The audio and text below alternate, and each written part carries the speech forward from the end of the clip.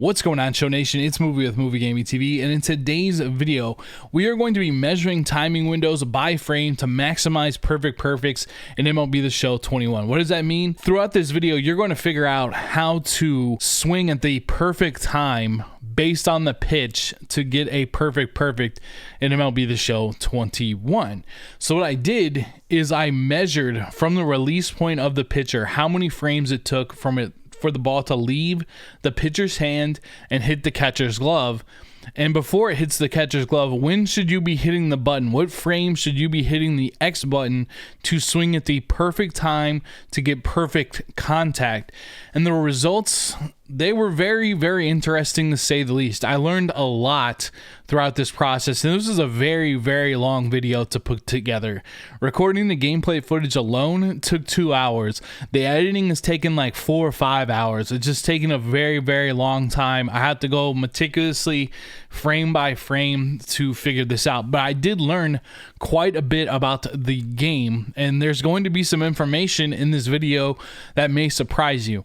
Now, this is just my own personal study. I would love if other people did some studies as well, so we had more data to look at, because I can only do so much by myself. It'd be nice to see some people try to replicate this so we get more trials on it, but there's a lot of information in this video that you might find very, very interesting. I've got some clips for you as well. I guess we'll just start off by saying this. I tracked 2 pitchers. I tracked Evan Cabrera, and I tracked Al Leiter, okay? So I tracked them on Legend, and I tracked them also on Hall of Fame. We're going to talk about Ed on Legend and Hall of Fame. We're going to talk about Al Leiter just on Legend, and that'll make more sense as to why I'm doing that as we get there. So first and foremost, let me just list off some numbers just right at the start here. Evan Cabrera's sinker is 30 frames. From the time that it is in his hand and it gets to the catcher's mitt on Legend, it takes 30 frames. The swing starts, the perfect swing timing, you would want to start your swing at 24 frames. Your perfect contact is going to be made 4 frames later. That's important. We'll talk about that a lot too. At 28, and the entire pitch is 30. Now, what's interesting is the sinker and the fastball are literally pretty much the same speed. Now, the one that I'm tracking, he pretty much has like a 95 plus sinker. He doesn't necessarily have the outlier. Outlier is very difficult for me to track, but I would imagine that it's only going to be like 1 or 2 frames maybe earlier. Now, I said perfect contact is made 4 frames later. What's very interesting is that every single swing that I have tracked so far, and I tracked Jackie Robinson's swing, I tracked Mike Trout's swing, I tracked Chipper Jones' swing, and I tracked also Mike Schmidt's swing, who is notorious for having one of the slowest swings in the game. But what's interesting, and I could always try more players down the line, but after trying 4, I'm pretty convinced that every single swing in MLB The Show, it takes 4 frames. It doesn't matter who it is. It really doesn't matter, and I'll show you the video of that as well, because for years, I've always thought, for years, I've always just kind of wondered, does the swing matter or does it not? And I feel like if you go up and down the line, a lot of people will tell you that the swing matters. I feel like the swing does matter. But when I look at the frame by frame data, it technically does not matter. You should really never even look at your hitter at all. You should only look at the PCI in the ball and never even worry about the hitter's swing, because it doesn't really matter. What you really need to do, if I was going to recommend anything, is you need to track the ball with your eyes as much as possible and really pay attention in the last couple of frames before it gets to you. But like I said, Mike Trout, his swing is 4. Jackie Robinson, his swing is 4 frames. Chipper Jones' swing is 4 frames, and so is Mike Schmidt. Mike Schmidt is still at 4 frames. They are all the same.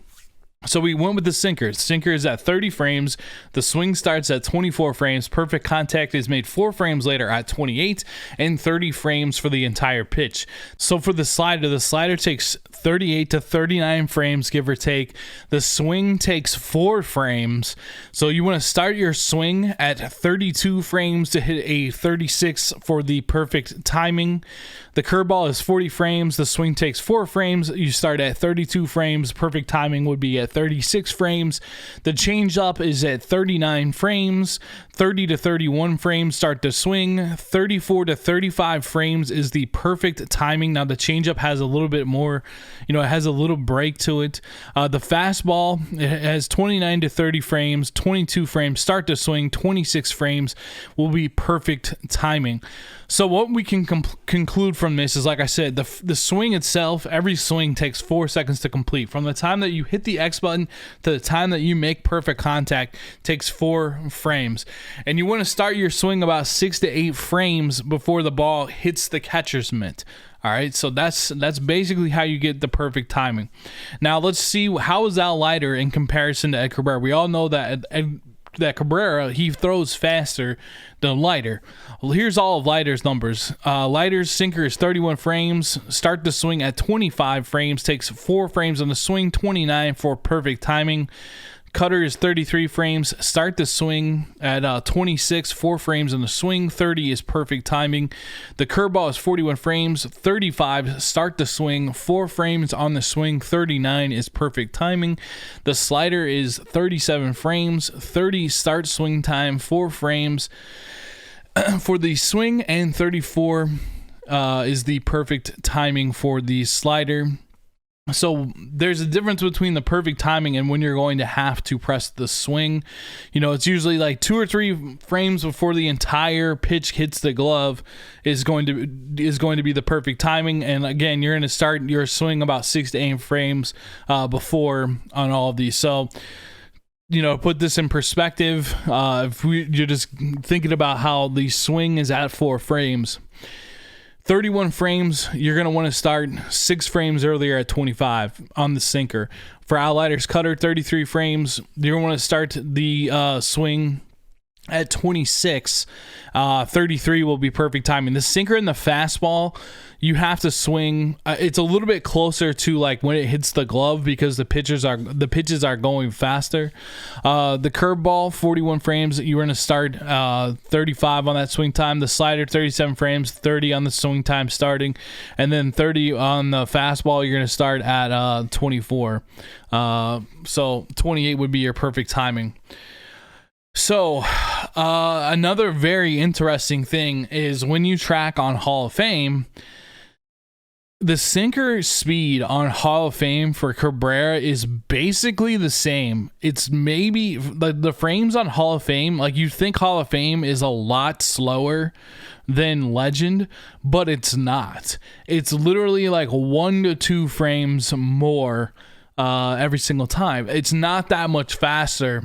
I think it's just like the increased PCI size gives you more confidence when you're at the plate, but the sinker is still 30 to 31 frames, so it's still really quite fast on Hall of Fame. It's maybe a frame or 2 more than it is on Legend.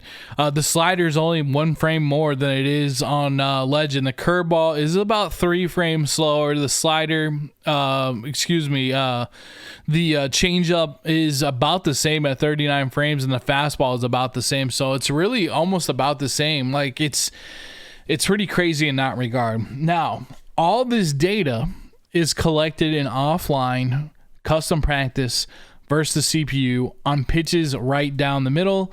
And then I also tested some sinkers high and inside, some sinkers low and inside, stuff like that too. It doesn't matter if it's inside, it still gets there at about the same point in time. So 60 frames per second also, that makes 1 frame 0.06 milliseconds. 1 swing is 0.24 milliseconds. So on a 30 frame sinker, it's going to be 1.8 milliseconds till it hits the glove, and you want to swing at 1.7 milliseconds. But again, all this data I have had to capture on offline play. Online play is going to be a little bit different. I'm going to have to figure out a way to be able to track this through online gameplay. It's just way easier to do this in offline gameplay. You know what I mean? And especially, what's especially something to think about is how is Hall of Fame speeds offline so close to legend speeds offline. Like that's pretty crazy. Like 1 to 2 frames really isn't much of anything. It's something, but it's not nearly as much as you think. And it's just, how does it always just felt like way slower on Hall of Fame Online than it is on Legend. I don't know if Legend's a little bit faster online. And there's also some like desync issues as well that can happen online, where, you know, when we're talking like a small amount of time, that it could be lagging more online, where maybe they should open up the timing windows more online to give us more of a chance.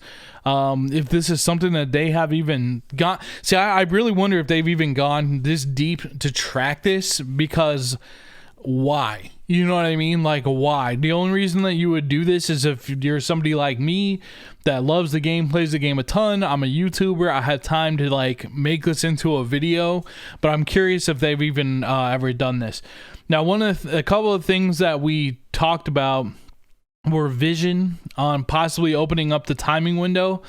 I don't believe that to be true. And also, like, you know, if they're extreme pull versus balance and all that stuff, I don't believe that to be true either. I don't think that matters. I think what really matters is you've got to hit the button at the perfect time in regards to what pitch it is. Again, 30 frames on a sinker, you're starting your swing at 24 frames. It takes 4 frames to complete. At 28 frames, you hit a perfect on a 30 frame sinker. So I think hopefully at this point, I know it's a lot to probably wrap your head around, and for myself going through all of this, it makes a lot of sense now to me, but there's some big things to take out of this. You know, how fast these pitches are getting there, how each swing takes four frames. Each swing takes 4 frames. It doesn't matter who it is, and you really can throw the swing out the window. If you don't want to throw the swing out the window, I understand that too. I completely understand that. I definitely feel like there's certain cards that, like, I don't know what it is about the swing, I feel better with them, and I don't know why that is. There's no data-driven reason on why that is. Like, it's literally 4 swings for everybody else. And even when I took out Mike Schmidt at first, you know, when I was testing him, I was like, I was late. And I was like, I told myself in my brain, there's literally no reason that I should be late with the Mike Schmidt card. There's nothing. It still takes 4 frames. I need to focus more on the ball and the actual PCI than I do on any animation for his swing. And this goes back to one of my things. It's all about winning the mini game. Like, you don't need to watch your pitcher when you're pitching with them. You don't need to watch your hitter when you're hitting with them, because all of that stuff is just, the best way that I can phrase it is, it's just an optical illusion over the top of what's going on. Those 2 mini games are controlling everything.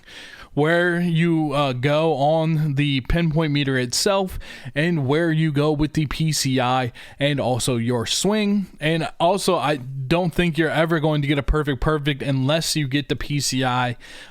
You know, you got to get the PCI. I would recommend the best thing that you can do is, obviously, you can get you need to get that PCI centered up. You need it in the center as much as possible. That's obviously very obvious, but you're not going to get many perfects without doing that. Like, it could be a little bit under or a little bit over, but you want it to like right in the center as much as possible. And what I'd really say is, really pay attention. You really want to pay attention to the last few frames before the ball gets to you. That's the most important thing that I could say to help with your timing, is pay attention to the last few frames before the ball gets to you. That's really what you're going to want to do to help your timing out the best. Some other tips that I wrote down: hitting the ball near the end of the bat but not quite off it. That resulted in a lot of perfects. And also making contact with the ball at the very front of the plate, or 3 to 6 inches in front of the plate, is really like your ideal contact zone. So think about this as well. We're tracking a sinker at 30 frames till it hits the glove. You want to start your swing at 24 frames.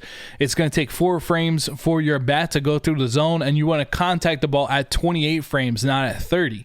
So one thing I really noticed, and it was a long process to hit these perfects as well. Even with it being centered up in the middle, it still takes a while on Legend for me. For whatever reason, it just did.